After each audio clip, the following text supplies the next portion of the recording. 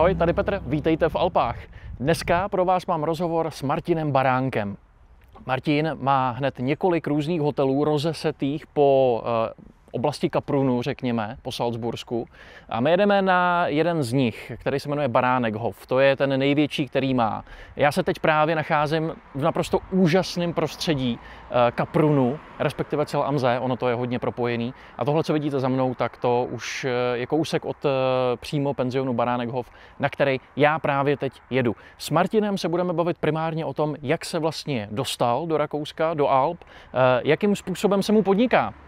Jak náročný to bylo a je a musí ještě být třeba do budoucna. A zároveň se taky dozvíte spoustu praktických informací, tipů a rad, jak to vlastně udělat, aby se člověk tak nějak jako etabloval v Alpách o něco víc, než jenom v té roli návštěvníka, řekněme. Takže doufám, že se vám ten rozhovor bude líbit. Pojďme na to, tady je Martin. Martine, dobrý den. Dobrý den, já vás zdravím, Petře. Tak Martine, možná pojďte mi úplně na začátek říct, jak byste se vlastně ocitl v Rakousku? Jak už je to dlouho? Jste říkal 20 let, že jo? Před 20 lety, ano. To byl takový nápad. My máme firmu v České republice a věnujeme se daním a účetnictví. A řekli jsme si s manželkou, že by bylo možná dobré dělat ještě nějakou jinou činnost. A tak jsem se tím začal zaobírat a naši kamarádi koupili apartmán na Sardinii a velice nám vysvětlovali, jak je to úžasné. Byli jsme se tam podívat, ale Sardinie je daleko. A já jsem se pak s jednou stavební firmou, mě jako investora pozvali do Alp. A pro mě to byl neuvěřitelný zážitek, protože já jsem byl lyžařsky odkojený jeseníkem a najednou jsem viděl ty obrovské plochy na lyžování, lanovky, prostě tu infrastrukturu úplně úžasnou. A to mě tak pak nadchlo, že jsem si řekl, když už něco udělat, tak v těch Alpách. No a zkusili jsme poptat nějakou realitní kancelář, jestli můžeme jako Češi koupit v Rakousku dům, to bylo ještě v roce 2006. A oni nám okamžitě naposílali spoustu nabídek a informací a jakože to není problém, tak jsme se jeli na první domek podívat. Vybírali jsme samozřejmě ten, na který jsme finančně dosáhli. Byl to dům, který byl určen k rekonstrukci. To jenom vám do toho skočím, to není ten penzion, u kterého se teďka nacházíme, že jo, Baránekhof. To bylo ještě něco jiného. To je naše poslední akvizice, toto je 4. dům v pořadí. Ten jsme koupili před 3 lety a provozujeme ho vlastně třetí sezónu. Začali jsme v obci Leogang, která je odsud vzdálena 27 km. A ten domek jsme zrekonstruovali, takže to byla taková pionýrská práce, kdy jsme vůbec nevěděli, jak to tady všechno funguje. Bylo to v době ještě, kdy my jsme nebyli tak Evropskou unii přijímáni a byl zákaz práce v zahraničí a podobně. Nicméně se to všechno podařilo. No a za 2 roky, protože se nám najednou ty kapacity začaly zaplňovat a měli jsme stálou klientelu, jsme pořídili druhý dům ve stejné lokalitě v Leogangu. A pak jsme si řekli, když už máme tu stálou klientelu, už máme nějaké zkušenosti, takže pořídíme něco většího, tak aby to bylo třeba se snídaní a na autobus. A narazili jsme na dům přímo v centru Kaprunu, který byl na prodej a bylo to také nutné k rekonstrukci, takže jsme opět zrekonstruovali, to byl už v pořadí 3. dům. No a tak začala vlastně naše historie v Rakousku. Jak vlastně třeba náročný to bylo, ještě když mě vezmete zpátky do toho procesu toho nákupu vlastně? Nákup byl velmi jednoduchý. Velmi jednoduchý? Velmi jednoduchý. My jsme tenkrát měli ten první dům financovaný z České republiky od České spořitelny. Já mám pocit, že to snad byl pro Českou spořitelnu první úvěr na zahraniční koupi nemovitosti, nemovitosti koupit zahraničí.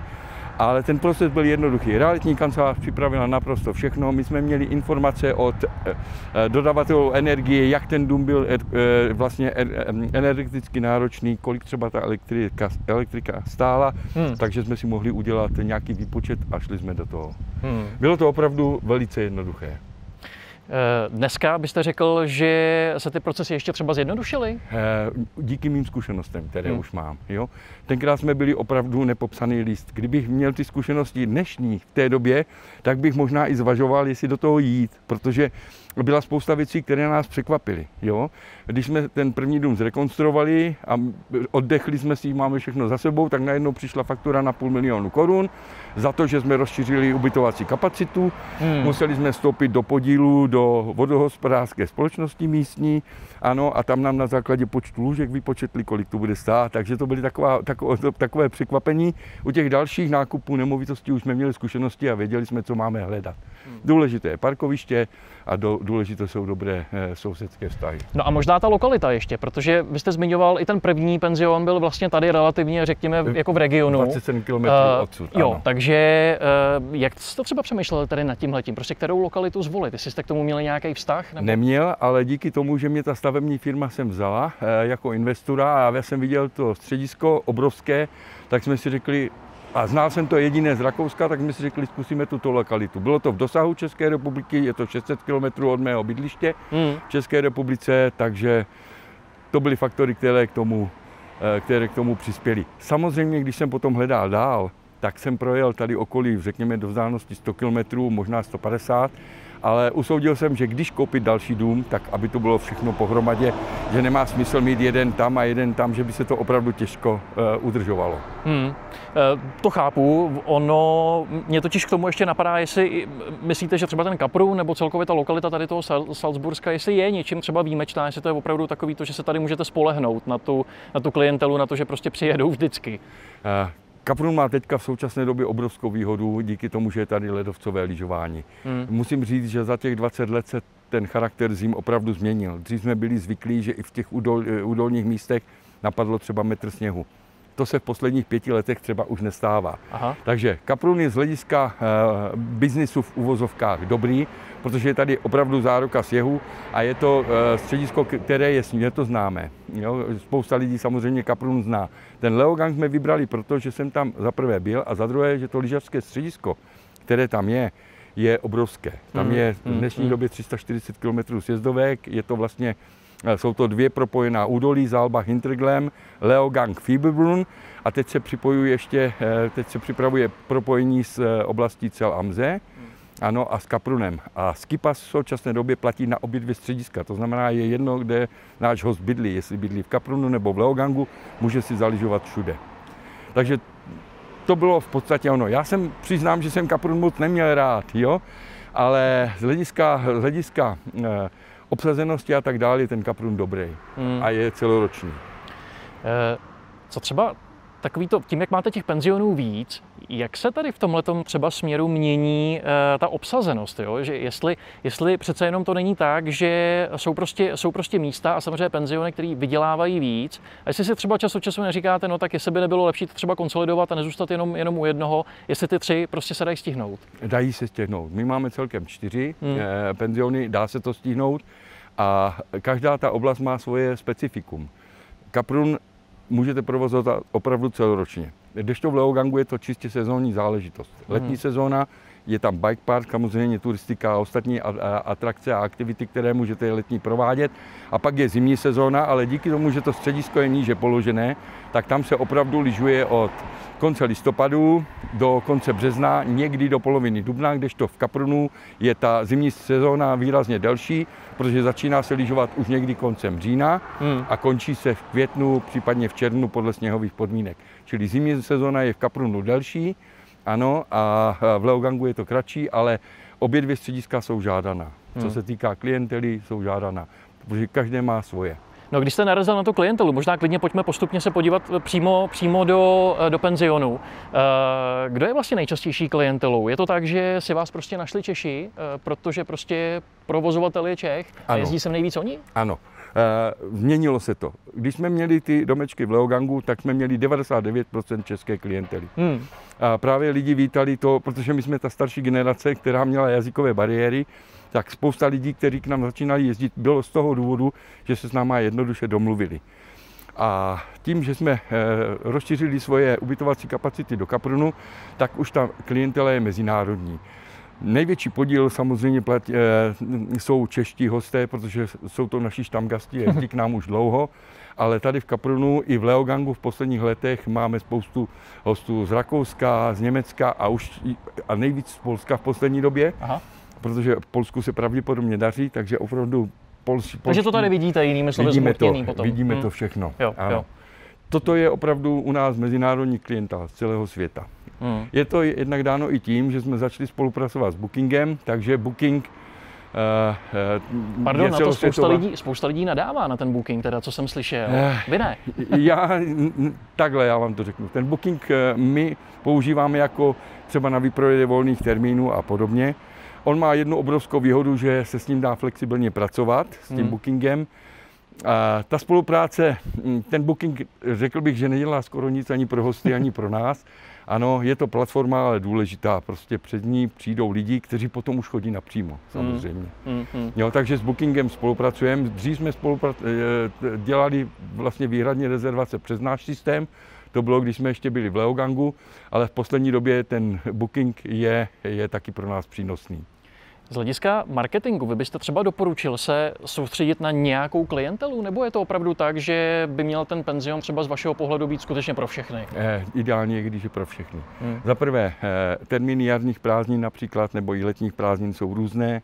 Ano, samozřejmě jsou různé krize, i když byla covidová krize, nebo může být ekonomická krize, která doléhá různě na různé regiony, takže jednu dobu k nám jezdí určitá skupina lidí, pak se to přilije mezi další a podobně. Myslím si, že to portfolio je dobré, když je diverzifikované, portfolio hostů. Určitě. Co třeba výbava toho penzionu? Je to taky tak, že se s postupem času, jak třeba bohatne ta klientela, takže i ty nároky jsou třeba čím dál tím vyšší? Nároky jsou čím dál tím vyšší hostů, ano. Já vám trošku nahrávám na to, protože se půjdeme podívat dovnitř, co všechno vlastně už dneska máte, že jo, v tom penzionu. A jakým způsobem se ve výsledku ten penzion dá dělat i třeba vlastně tak jako optimalizovaně, že? Protože ono to nemusí být o 20 lidech, ono se to dá relativně pěkně zautomatizovat. Dá. My máme například samoobslužný check-in, to znamená, že naši hosté dostanou informaci o tom, kde jsou klíče. I když tady máme personál, tak ten personál zrovna nemusí být na místě, nemáme 24hodinovou recepci, takže hosté nejsou vázáni tím, že musí přijet v určitém termínu, nejsou stresovaní, přijedou, vezmou si klíček, ubytují se sami. Ano, na recepci skutečně nikdo není. Kromě QR kódu teda. Ten QR kód je právě telefon na mě, případně na personál, když někdo přijde na recepci, nikdo tady není, zavolá velice jednoduše a my se mu věnujeme. Ještě mě tak napadá, jak jsme se bavili na začátku o tom, že vy vlastně pocházíte, nebo ta firma původně, co jste měli, tak, nebo ještě máte, se vlastně zaobírala těma daněma a celkově účetnictvím. Ano. Jak moc byste řekl, že vám to třeba pomohlo v tom vlastně jako pochopit ten systém tady v Rakousku? Protože on bude trochu jiný, že jo, z hlediska prostě podnikání. Já bych řekl, že to nemělo vliv na tady ty věci. Víte co, já vám řeknu, toto je moje hobby. To znamená, já jsem se musel spoustu věcí naučit úplně sám. Nevěděli jsme, jak to funguje, ale postupem času, jak člověk získá za těch 20 let zkušenosti, tak už ví. Ale to, že máme v Česku účetní firmu, snad pomohlo jenom v tom, že si umíme udělat účetnictví sami a že se v tom dobře vyznáme. Co ta jazyková bariéra, pardon, ještě? No, já jsem ta starší generace, takže já jsem začal na gymnáziu a na základní škole němčinu. A pak jsem přišel na univerzitu a tam mi řekli, že němčina je nezajímá. Já jsem studoval odbornou biologii a musel jsem přejít na angličtinu. Takže jenomže pak jsem 15 let vlastně nemluvil. No a jakmile jsem přišel do Rakouska, tak naštěstí to v té hlavě z mládí zůstalo, takže jsem si osvěžil ty znalosti, které jsem měl a postupně jsem se zdokonalil jak v angličtině, tak v němčině. Takže dneska, co se týká branže, se s hostama úplně bez problémů domluvím. Ale bylo to náročné, to musím říct, velmi náročné. Dá se dneska vůbec provozovat, ať už penzion nebo prostě ubytování, řekněme, ubytovací kapacita v Rakousku bez toho, aniž by člověk uměl německy? Myslím si, že ne. Německy, dobře, řekněme, musím umět aspoň jeden světový jazyk, to je angličtina, protože spousta Němců i Rakušáků mluví anglicky. Ale jazyková bariéra je nutno překonat, musí člověk znát aspoň jeden světový jazyk, 100%. Máte pocit, že jste třeba zapadnul sem vlastně jako mezi ty provozovatele, protože tady samozřejmě v téhle oblasti jich je spousta? Mám tady kamarády v sousedních penzionech.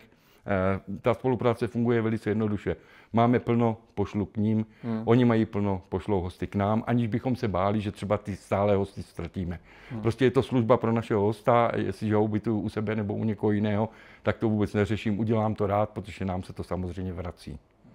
Zejména u větších skupin, protože my třeba umíme ubytovat část skupiny u nás, tak tu druhou skupinu ubytujeme u sousedů, ty jsou většinou kolem nás blízko a spolupráce je dobrá. S Rakušákama dobrá. Tak pojďme možná dokončit prohlídku teda. My se teďka nacházíme to je snídárna, že jo, jestli se nepletu, jo. Ano. Vy jste vlastně říkal, že jste zkoušeli i restauraci, myslím jako celodenní provoz, a že to úplně nevyšlo. Ano, zkusili jsme to, ale zaprvé ta lokalita, která je dobrá pro restauraci v letních sezóně, protože kolem nás jede spousta turistů, ale tím, že jsme 4,5 kilometru od Kaprunu, tak ta lokalita v zimě pro provoz restaurace není. Kdyby byla kapacita penzionu tady to řekněme 100 lůžek, tak by to smysl pravděpodobně mělo. Ale spousta lidí v dnešní době šetří, to musím říct na rovinu, takže když si chtějí jít zaližovat, tak si určitě koupí ubytování, určitě si koupí skipas a kde mohou ušetřit je 100% jídlo. Takže tak. Přešli jsme na způsob čistě snídaňového penzionu, který je z hlediska i personálu, i práce jednodušší. Z hlediska takových těch výzev, který vlastně jako každý musí v tom podnikání třeba překonávat, co to bylo pro vás? No, jazyková bariéra a samozřejmě vzdálenost od domova. Vy totiž jste původně vlastně jako pendloval, jestli se nepletu. Já jsem pendloval. Já jsem prvních 15 let opravdu pendloval. V podstatě já jsem řídil všechny penziony z České republiky. Vždycky jsem tady měl šikovný personál, který byl schopen zastat 99% práce, ale pak se naskytly situace, kdy byla moje přítomnost nutná, takže nebyla výjimka, když jsem sedl do auta a prostě jel řešit problém. A ráno jsem se dozvěděl, že se něco stalo a večer jsem byl tady a řešil. Dnes je to jinak, dnes jsem díky tomu, že už máme 160 lůžek celkem a 4 domy, tak ta přítomnost moje už je nutnější, takže 80% minimálně času trávím v Rakousku a 20% se pohybují v České republice. Co třeba ta obsazenost, když si vezmeme, dejme tomu, letní sezónu a zimní sezónu, jaký tam je poměr? Obsazenost je dobrá. Samozřejmě zimní sezóna je delší, protože lyžovat se začíná někdy koncem října a končí v dubnu. Nutno říct, ale že to platí pro Kaprun, protože to platí zejména pro Kaprun, ano, ale v létě hlavní sezóna je měsíce červenec a srpen a ty bývají obsazené úplně stejně jako zimní měsíce. Takže řekl bych, léto se podílí 40% na celkových tržbách a zimní sezóna je 60% přibližně. Roste zájem o Alpy podle vás tady teďka v létě, myslím? Roste, jednoznačně roste.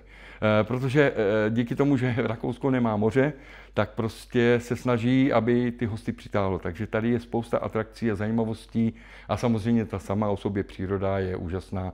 Takže spousta lidí pochopila, že ta vysokohorská turistika v Rakousku je zajímavá.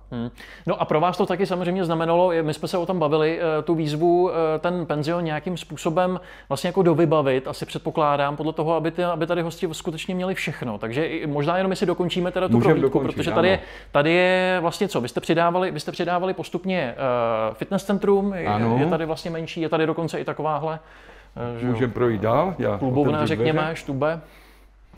Tady je vlastně zázemí, kde si mohou, protože když přijede hostů víc, třeba 2-3 rodiny, tak si mohou tady v klidu posedět. Máme to všechno uděláno na systému samoobslužného servisu. To znamená, lidi si načepují pivo, uvaří si kafe, konzumaci si napíšou jednoduše na lístek a při odjezdu na recepci zaplatí. A jsou poctiví? Jsou poctiví. Jo, jsou poctiví. A naopak někdy jsou až poctivější, protože mají pocit, že jim člověk důvěřuje a že se snaží tu důvěru nesklamat. To je dobře zase. Ano, to fitness, to jsme udělali spíš jako doplněk, protože většinou to probíhá tak i v zimě, v létě, že lidi ráno se nasnídají, vyrazí na výlety a takové to ostatní doplnění jako biliard, solný fotbálek má smysl, když je třeba špatné počasí. Takže mají to vyžití.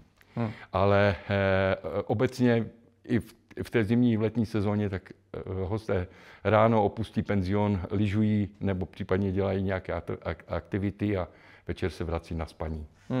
Celkově, když byste měli říct třeba o tom životě tady v Alpách, tak Jak se vám to tady líbí? Vy jste říkal, že jste postupně vlastně jako přesedlal už tady jako na full time sem. Ano, líbí se mi. Já vždycky když přijedu tak a vidím ty Velehory, tak mě to prostě dostane, když to řeknu jednoduše. Jsem sám na sebe hrdý, že jsme to tady dokázali, protože jsme přece jenom cizinci v Rakousku, že ano, bylo to všechno složitější, ale naplňuje mě to pocitem, že jsme byli schopni něco zbudovat. Z hlediska třeba, jak jste zmiňoval cizinci, tak z hlediska samozřejmě jazyková bariéra je jasná. Co třeba kulturní bariéra? Ne, my jsme hodně podobní jako národy. Řekl bych, že Rakušáci jsou možná trošku ukázněnější než u nás v Čechách, ale my jsme velice podobné kultury. Jo, ta historie je tam prostě vidět. Moje první správcová se jmenovala Peroutková, byla to rakouská správcová, když jsem tenkrát začínal, a jmenovala se Peroutková, a měla dědečka někde z Česka. Takže po kulturní stránce tam nevidím žádné rozdíly. Díváte se třeba ještě směrem dopředu z hlediska třeba nějakého dalšího rozvoje? Taky, než jsme šli natáčet, tak jste nakousl, že už vlastně penziony spíš předáváte, ale i tak mě to samozřejmě zajímá. Je tady možnost samozřejmě rozvoje. Tento penzion má kolem sebe 8 000 metrů čtverečních pozemků a z toho je možná třetina určená k další zástavbě. Takže tady se může postavit hotel o 100 lůžcích. Ale já si myslím, že to už neudělám. To už nebudu já, možná moji potomci se tomu budou věnovat dál a já se chystám do důchodu. Já budu pracovat, protože mě ta práce baví, je to moje hobby, ale myslím si, že už další investice já dělat nebudu osobně. Jak moc velký, řekněme, nápor na nervy to je, když má člověk, dejme tomu těch třeba 100 lůžek, celkově samozřejmě u vás, ale když je jich prostě hodně versus když má těch lůžek méně. Jo? Předpokládám, že tam prostě bude nějaký rozdíl. Absolutně diametrální rozdíl. A kde se to láme? Třeba by mě i zajímalo. Láme se to, když máte 160 lůžek, tak když by měl každý 1/10 těch hostů nějaký dotaz, tak už je to obrovské číslo.